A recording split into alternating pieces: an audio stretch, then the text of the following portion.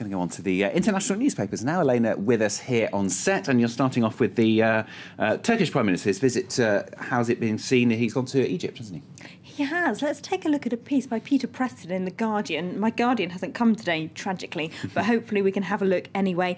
It's headlined, Israel must come to terms with its changing neighbours, and it's saying that Netanyahu's regime needs to realise that the Arab Spring has completely changed the diplomatic situation forever in the Arab world, and it's just not going to go back to where it was before. The piece says Turkey has seen an opportunity. They blame Europe a little bit for endlessly rebutting Turkey's attempts to join the EU, and say that as a result it's needed to find a new role on the international diplomatic stage, which is championing the Arab street.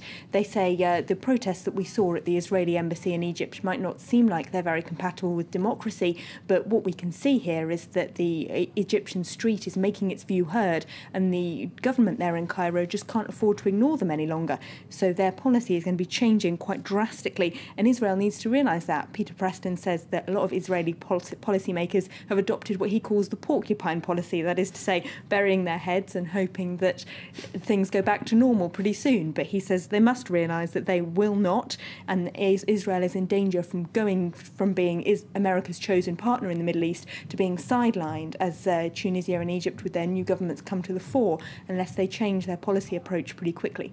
Porcupine policy, I'll remember that one. What about the domestic press, though, in Israel? How are they seeing it? Well, let's have a look at Haaretz. They call this a political tsunami, saying it's Netanyahu's government that will be washed away if they don't change direction pretty soon. They say Netanyahu's government thought that the UN General Assembly voting for a Palestinian state was about the worst thing that could happen. But actually, before we've even got to that vote, Israel is facing much bigger challenges, like the risk of the Sinai Peninsula turning into a new Gaza, that is to say, full of weapons and militants using it as a launch pad to start attacks on Israel. They say that, of course, Netanyahu can't control things like the fall of Mubarak and the rise of Erdogan, but the fact that he's done nothing to come up with a new Israeli policy to confront the new Arab world, and instead trying to cozy up to autocratic powers like Saudi Arabia, shows that he's understood nothing, and unless they change direction, then again, it's his government that they say will be washed away and replaced with a new one.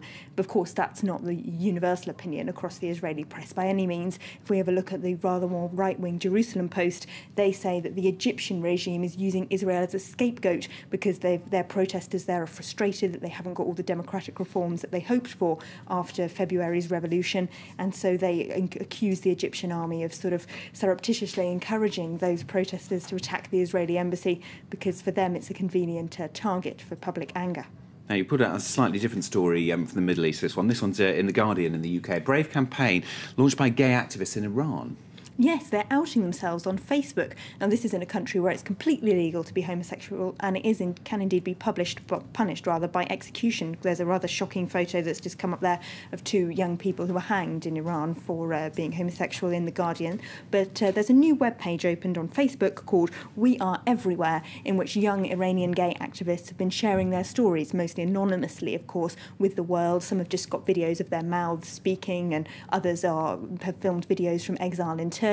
Now, the paper says this is in the context of a new group being launched in London today to try and further gay rights in Africa and the Middle East, a part of the world where the gay rights agenda is actually going backwards, according to activists that the paper interviews. And finally, you put out something from The Independent. This is about commercialisation in one of the world's most famous Buddhist monasteries. Yes, this is in today's Independent, which I do have a look. And the article is headlined, Why the Kung Fu Monks Are Losing Their Religion. Now, the reporter has been to the Shaolin Temple, which is so famous and has been in numerous Kung Fu movies, so you've probably heard of it.